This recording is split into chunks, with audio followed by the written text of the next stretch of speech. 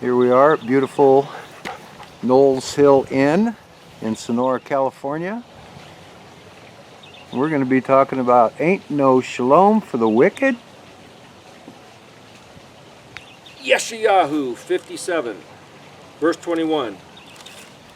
Verse 20, but the wicked will be like the driven sea that cannot rest, and those whose waters disgorge mire and mud. There is no peace. Ein Shalom, Amer Elohi La Rashayim. For the wicked, there ain't no peace. But the beginning of this chapter, Isaiah 57, I'm going to read a couple verses and then tell you the what I would call the Erictology translation, my own study of verses 2 and then 11 through 14. But this is what it says in Isaiah 57:1. The righteous one perishes and no man takes it to heart. Men of kindness are gathered in, which is to say they die, with no one understanding that because of the impending evil, the righteous one was gathered in. Now, I've heard this say that the time of tribulation, trouble on the earth, is going to be so great that Elohim's going to do the righteous ones a favor by just taking them off the face of the earth before the trouble gets here. So if the tribulation is the next imminent catastrophic event to happen, we might hope or expect it. Just take me out of here. I don't even want to deal with it. I don't want to have to see it. That's kind of what it feels like this is talking about. But then there's this strange verse. Verse 2, it says, he will come in peace. They will rest on their resting places. He who walks in his integrity. That makes no sense to me. I now have to figure out who is he, who is they. Come in peace, rest on their resting places. Does that mean that if you walk in integrity, you'll die and never... Is that really what this is talking about? Maybe. Let's go to verse 11. Who did you dread and fear? Now you have to read the previous verses, who he's talking about, but we're going to skip over that. Who did you dread and fear that you should have been deceitful? You did not remember me. You did not take me to your heart. Behold, I have been silent as always, but you did not fear me. This sounds like Elohim is saying, listen, you know, I didn't give you the punishment you deserved, but you still had no respect. I didn't make an issue out of every little thing you did wrong, but you still didn't regard that it bothered me. Verse 12, I proclaim how you should be righteous and what deeds you should do, but they shall not avail you. But they shall not avail you? You could say, why? Isn't there always a return for everything that's done? The balancing scales. Verse 13, when you cry out, let your cohorts rescue you. But the wind will carry them all off. Nothingness will take them. It seems like he's saying if we don't listen to him, then when we call out because we're in trouble, he's going to turn a deaf ear and say, hey, those others that you listen to their voice instead of my voice, let them come and rescue you. I'm not going to rescue you. So this is where people say, well, God loves you and has a wonderful plan for your life. This plan that seems to be expressed is not so wonderful. He's saying, listen, you don't listen to me, I don't listen to you. You don't listen when I speak, I won't listen while you cry out when your enemies are attacking you. There's more to this story that I'm not going to get into exactly, but I'm saying that the way you read this in English sounds like another occasion where that's the subject being addressed here. But the one who trusts in me, so now here's a turnaround of the whole thing. The one who trusts in me will have a portion in the earth and will inherit my holy mountain. Well, that sounds like this resolution where those who trust in him are going to win ultimately. But we just read in the first verse where maybe the righteous one is taken away. So it's like, wait a minute, does the righteous one get taken away, die, and get taken out of the whole history as it plays out? But here then, who are the one that trusts in him who receives victory in the end? There seems to be something disconnected about the way this reads. And then the last verse, he will say, pave, pave, clear the road. Remove the obstacle from my people's path. Who will say? Who's going to say the phrase, pave, pave, clear the road? Remove the obstacle from my people's path. What people? What obstacle? We can read this and going, gosh, what does any of this stuff mean? Go on to verse 15. For thus said the exalted and uplifted one who abides forever and whose name is holy, I abide in exaltedness and holiness, but I am with the despondent of low and lowly of spirit to revive the spirit of the lowly and revive the heart of the despondent.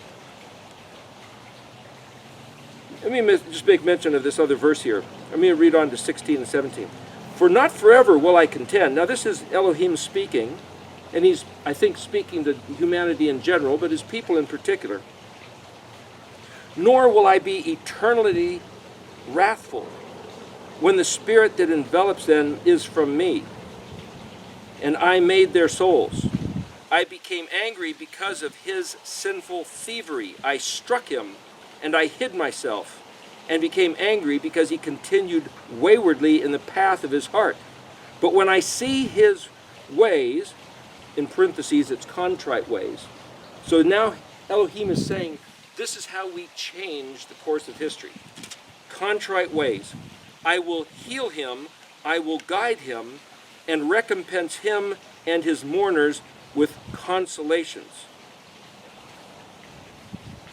I create the speech of the lips. Peace, peace for the far and near, said Yahuwah, and I will heal him. But the wicked will be like the driven sea that cannot rest, and whose waters disgorge mire and mud. There is no peace, said my Elohim, for the wicked. Then he goes on in the beginning of first chapter 58, cry out vociferously.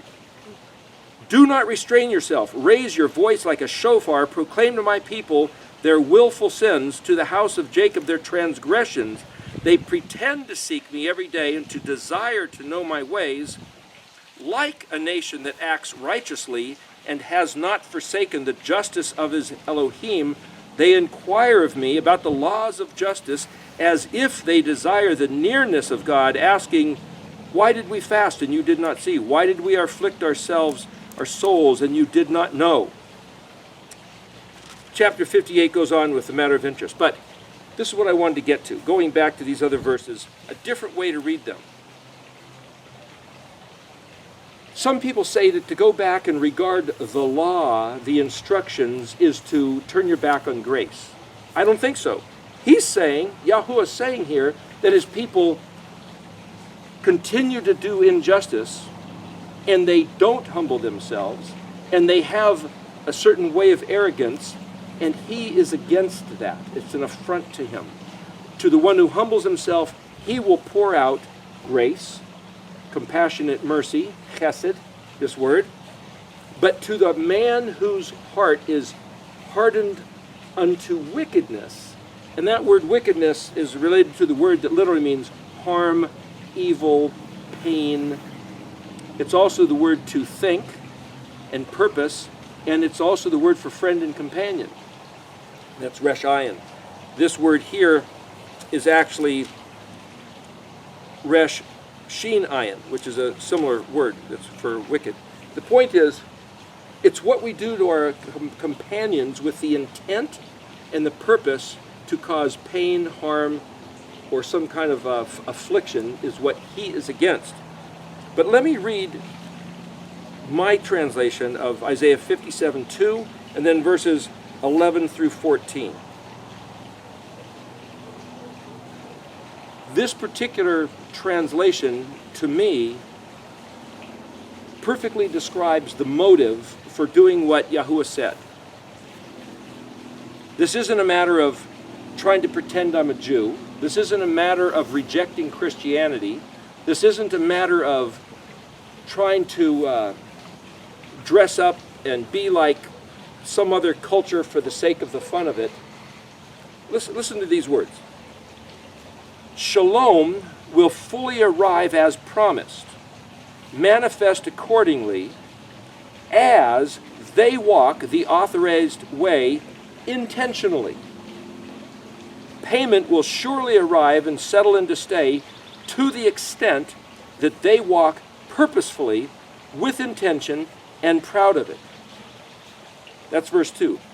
This is saying that my attitude about doing what he said will cause shalom to fully engage. So I was describing a moment ago when we were talking that if you have a specialized custom car that needs a whole set of tools, you might go to a mechanic shop and he has a whole wall of this huge toolbox with all these special tools in order to make something happen, which is to fix the car. Here we have inherited a broken world, a ravaged land. Israel is this rotten, barren desert. The powers of the earth are destroying it with such things that some people call chemtrails and GMOs and the polluted water, polluted genetics, polluted medical sciences. How does any of that recoverable? He gives us the toolbox right here. To walk the authorized way intentionally. So if I happen to sit down on the Sabbath day because I broke my leg, that's not the same as sitting down on purpose because he said so. So to sit down because he said so, to not eat leavened bread for a week in the spring because he said so, and now I'm going to do it as following the instructions, imitating his pattern that he laid out in front of us, that makes all the difference. It wouldn't be so much even having a broken leg. Well, you could do it if you had a broken leg, but what I'm saying true, is that... but I mean, if you think, okay, Sabbath day's coming up, gosh, I'm going to have to wear a set, it's a matter of a heart. It depends on your intentions going into his instructions. Right. So to purposefully, and that's what I see in these words here, purposefully walk the authorized way, shalom will fully arrive as promised. So my attitude is what's keeping me from realizing the promises. It's not a matter of, gee, where's those promises? The rapture bus is late and showing up. Gee, maybe my clock's stuck, or why doesn't he do what he promised to do? I even heard a Christian friend once say, God's kind of a dirty rat. He just doesn't do what he said he'd do. I mean, confidentially, amongst us believers, he's a rat. He won't do what he said. But yet I see it's us who's not doing what we said, and he's done everything exactly as he said, but we've been given different translations, which puts the monkey on his back when it's been in ours the whole time. I think the most poignant way you put it was when I came up with the camera, took you by surprise when we were out at the cabin, and you're making that deal. I go, so Eric, what are you doing? And then you went into the Yitzhak, and chicken exactly? Yeah, your description was so beautiful. This is my sport, this is my passion, this is my pleasure, serving him, following his word. That was a memorable moment for me. It just really expressed it beautifully. I'd refer people back to that video. It's on Mountain Air 7 there. Here, if we go to verse 11, whoever makes it their concern to regard my exhibition, as I wrote, my ketubah and my oath, it was not remembered, not located upon your heart. It is not done away with, is it not so? I am made perceptible and not hidden. Yet my promise is not taken into account, is not feared, is not honored, is not recognized. Take it to your heart. And more so, I am manifest and raise their distinguished prominence as excellence. Strength will not be concealed. As I said, do not be afraid of me and what I have made perceptible. Who is worried and afraid? It is because my writing and my oath is not remembered. It is not there upon your heart. Is it not so? I am illustrated blatantly, and my mantra is, do not fear. That's the phrase al-tira in Hebrew. That was verse 11, Isaiah 57. Here's verse 12. I am binding together your victory with righteousness. In other words, the word zadikah is righteousness, but it's also victory, deliverance, and salvation. If we do righteousness, we get victory and deliverance and salvation, because it's the same word, the same thing. And your actual behavior, not your sacrifices and candles. It's not about the ritual of the religion. It's about your actual behavior, not just your faith. It's what you do because you believe. And this isn't about working your way to heaven. This is about the way that He's provided as the tools by which we can access the promises and change the world, change the course of human history, change the manifestation of the lost tribes of Israel scattered across the face of the earth, coming back to life. Picture of Ezekiel 37, the dry bones coming back together in the restoration of the kingdom that has been promised all through 100 chapters of the scripture, as Fred said earlier. Verse 13, when you cry out, He will protect you, your whole group, though all is void. Spirit of desolate ruin, forlorn disappointment. The words look empty. There's no evidence of reality. Like it's so to think that it's all not true and that we've taken hold of nothingness. This is a matter of what you see, what I would see if I look at the land of Israel right now, a desolate, ruined, overrun by missiles and threats, and nobody thinking that Elohim is even going to step in and do anything, that He's turned His back on His people. You look at the powers of the world, how they rage against His instructions of righteousness, the 10 Commandments, His ways of feeding your enemies instead of throwing bombs in their face or poison gas. And it looks like all His true words are not, that they're false, that they're lies, that they're an empty religion. But this is what He says, verse 13. The one who finds shelter in my provision with me, my house, taught, trained, domestic, he will inherit. He will acquire property. He will take possession, earth, land, and he will possess the heritage of my treasury, my storehouse, all my intentions and dreams of the future. That's Yahuwah's dreams of the future. He has envisioned the course of human history. He has saved for Himself a remnant of people. He has saved for Himself the 7th millennium. He has saved for Himself that land in the Middle East that He calls His inheritance, His heritage. Verse 14, it is decreed, make way according to as how they weigh the value. He's saying the burden of determination is upon us. If we weigh this value as being of high regard, then we will get a high regard, and we will get the maximum of the potential that He's already plugged into the system. But if we despise His words, despise His methodologies, despise His name, His day, His moedim, His instructions, then we're going to get nothing. We're going to become the despised. Highway or obstacle?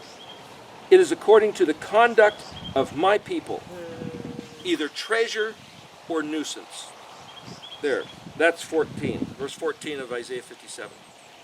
The point is, we can say, why doesn't Elohim step in and do something?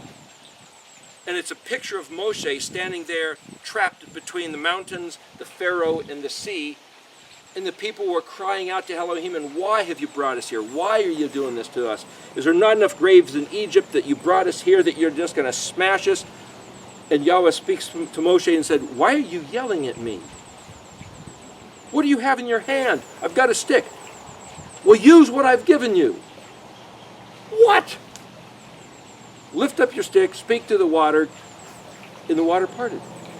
He has already plugged into the narrative the turnaround. It's already in the story, but the story won't happen unless we cooperate with the attitude, with the confidence, with the courage that He told us to have already. So it's our attitude, our faith, and our behavior in faithfulness which is causing the logjam of the entire earth recovering and the entire human history being to crawl out of its cocoon of desperate destruction and birthing the Messianic era that he said Israel is at the driver's seat of bringing into manifest fruition. And here we are at the springtime, the Aviv, and I believe this is a picture of standing at the threshold of coming into the promised land in the days of Joshua. And even 40 years earlier, in the days of when Moshe brought them out of Egypt, and they're standing to go in, and because of the people's attitude, they went into another 40 years wandering in the wilderness. Because of their attitude. They could have gone in. That was plan A. They opted for plan B. Then they stood at the threshold of the Jordan River under Joshua. And again, their attitude was faltering, but because they at least prevailed with some good attitude, they were entered in, and Jericho, the walls fell, and then we have the story of the conquest of the land. What I'm suggesting is that our attitude can make or break this moment, this event, to either be a success or a failure or a half and half like the conquest of the land, or maybe do we so fear the powers around us that we end up throwing humanity back into another 40 years of darkness? The burden is upon us, not them, not those leaders, not Putin, not Trump. It's on us. Our attitude right now can make the entire difference for how history plays out in front of us. So, Yeshua, keeping the Torah, the feast, tells people to have a certain attitude, the Beatitudes. How are they going to walk the Torah in the mindfulness of Mashiach? Here we see that our attitude in response to obeying the Father with our heart can lead us to a shalom which is defended by his might. Right. Yeah. But there's no peace for the wicked. He will give those who follow him perfect shalom, and those who intend on and insist on twisting away, it's not just going to kill them. He will see to it that they're tormented, ongoingly tormented with frustration, confusion, pain, things not working out, failed business, rotten relationship, pestilence, plagues of the body, of the mind. Yeah.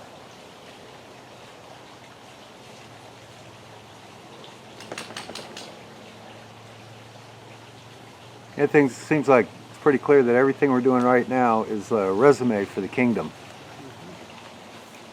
A resume for the kingdom. Threshold. Yeah, like this is dressing room for eternity. This small speck of time that we have.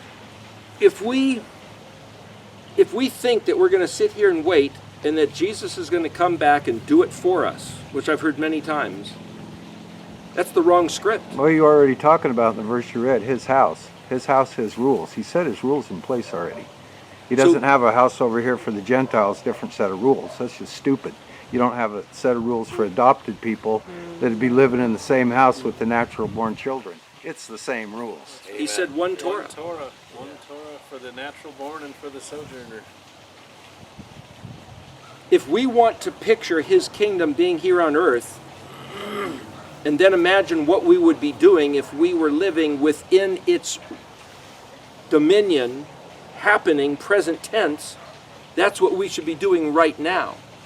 As if it was raining right now, because according to what these words I read, we are the thing which is stopping it from being evident.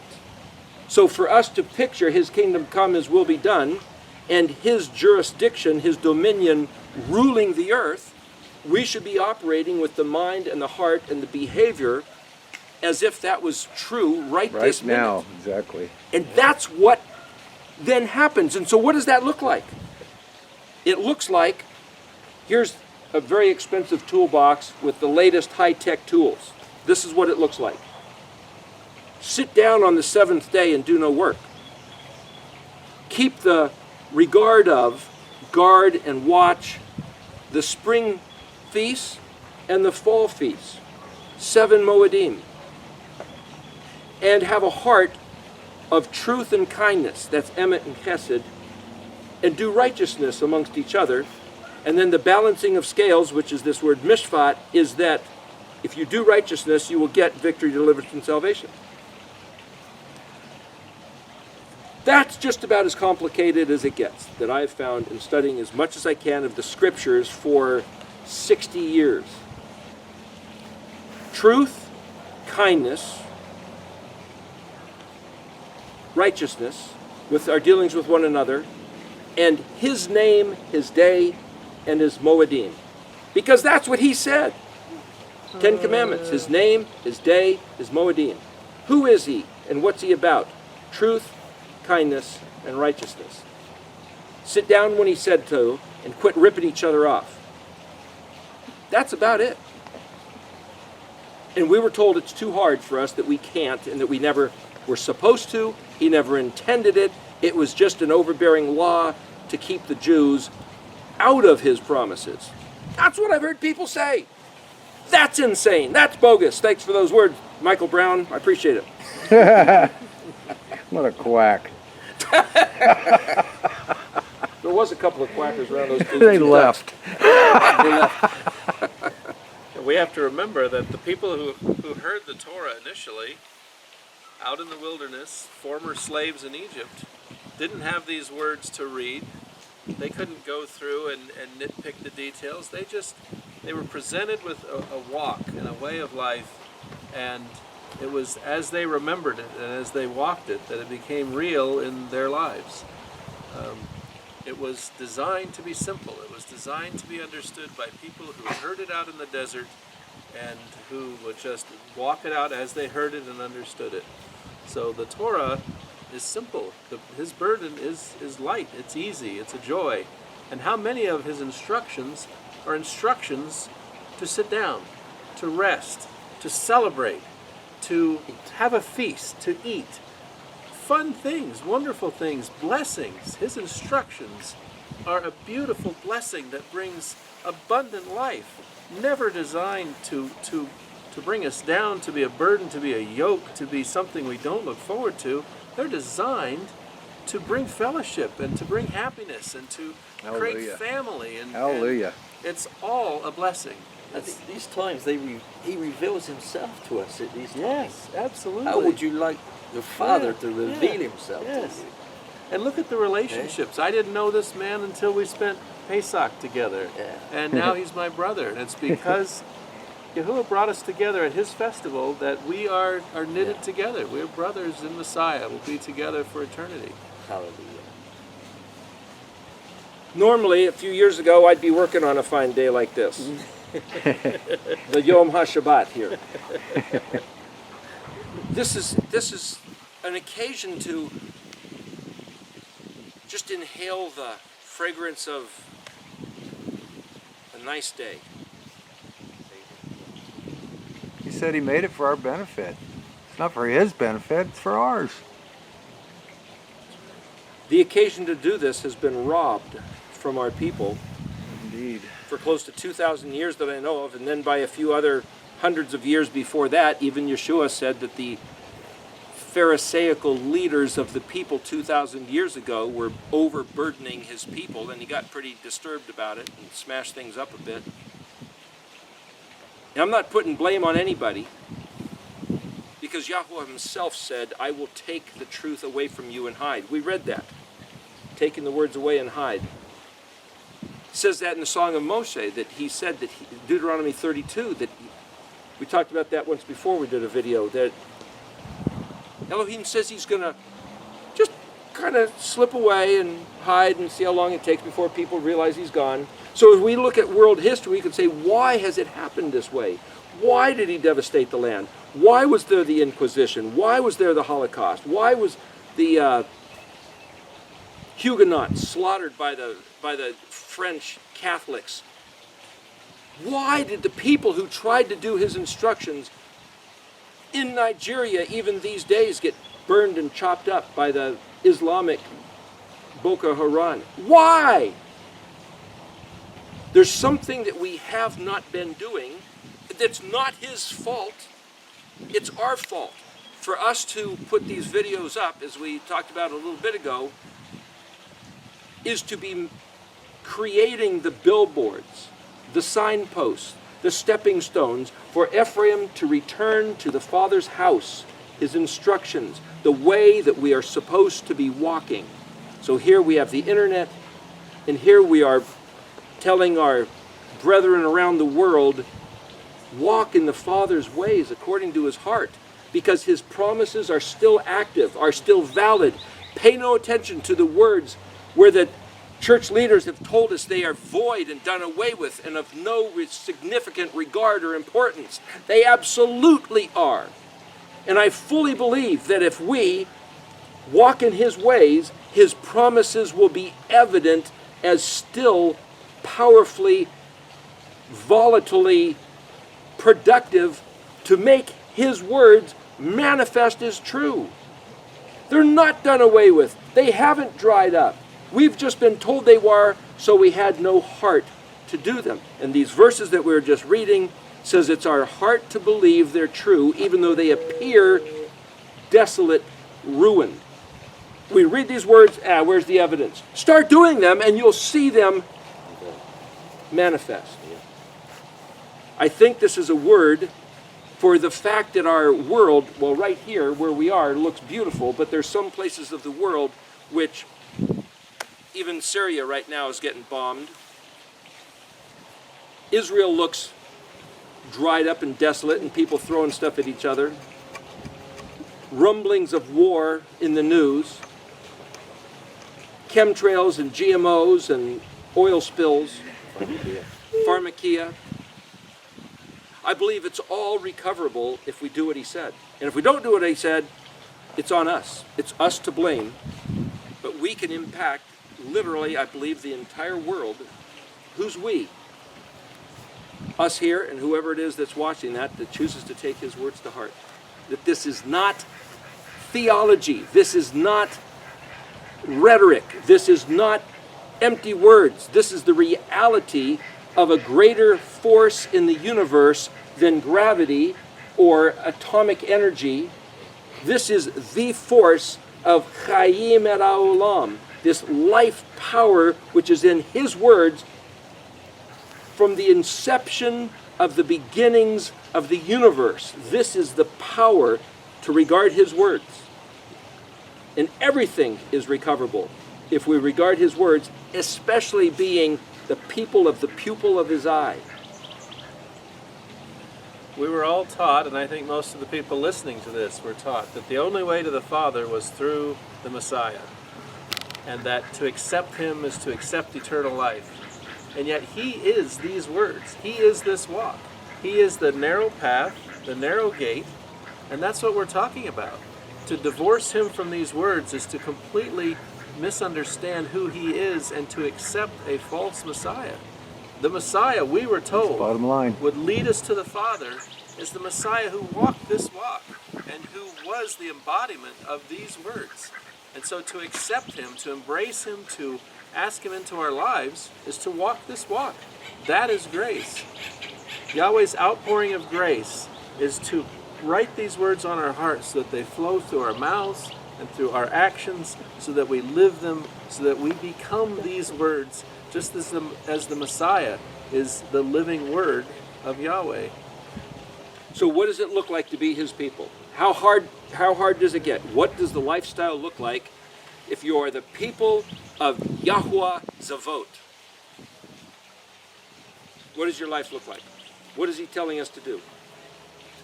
Keep shalom, the peace I give unto you, I leave with you. To hold on to that shalom, you have to walk into obedience to keep. Which looks like what? Rest Saturday on Shabbat, rest on Shabbat. Meditate his word, share his word, permeate in his word, discover his word, love his word. Celebrate his festivals, fellowship with brothers as we're instructed to do. Drawn by the Ruach for the love of understanding Yeshua, our Father's word.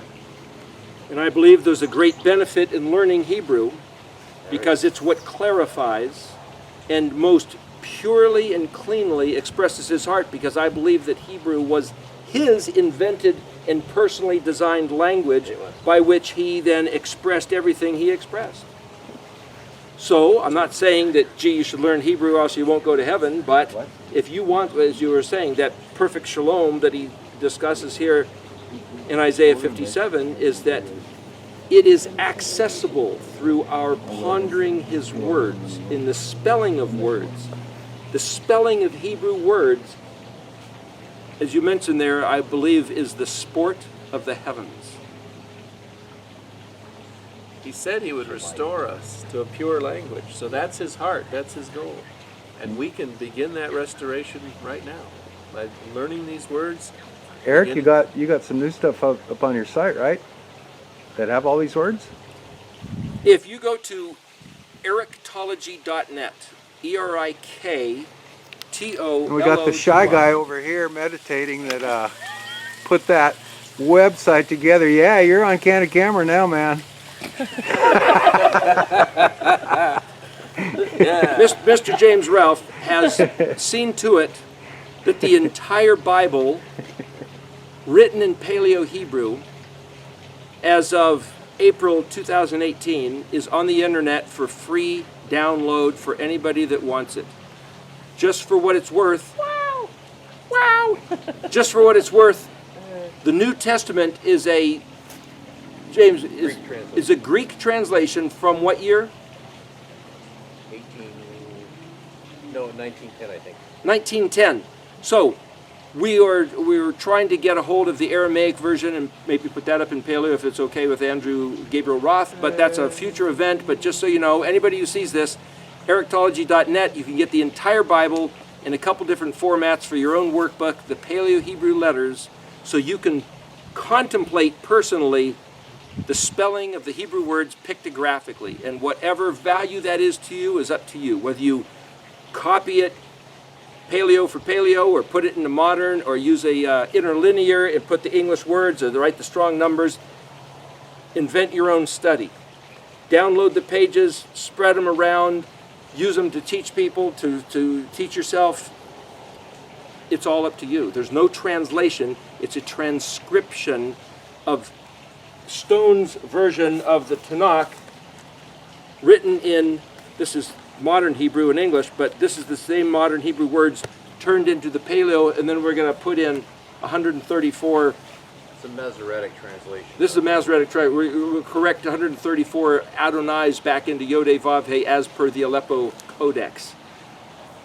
But just so you know, that's available. This is incredibly historic because this is the first time since before Daniel that the entire Torah appears in Paleo-Hebrew, and the first time in the history of the world that the entire Tanakh appears in Paleo-Hebrew. And the New and Testament. the New Testament on top of that. Yeah. I mean, it's unbelievable. This is a momentous event and accomplishment. I think this is at least as significant as Gutenberg making the first I printing agree. press on the face of the earth and printing the Bible in English. Considering that Gutenberg printed a Bible devoid of the name of the Creator, and here we have it appearing every time it's supposed to appear, nearly 7,000 times in its original form, along with all the other words of the Torah and the Tanakh in Paleo-Hebrew. Tremendous. This is a huge door for world history. Hallelujah. Let's do the next video.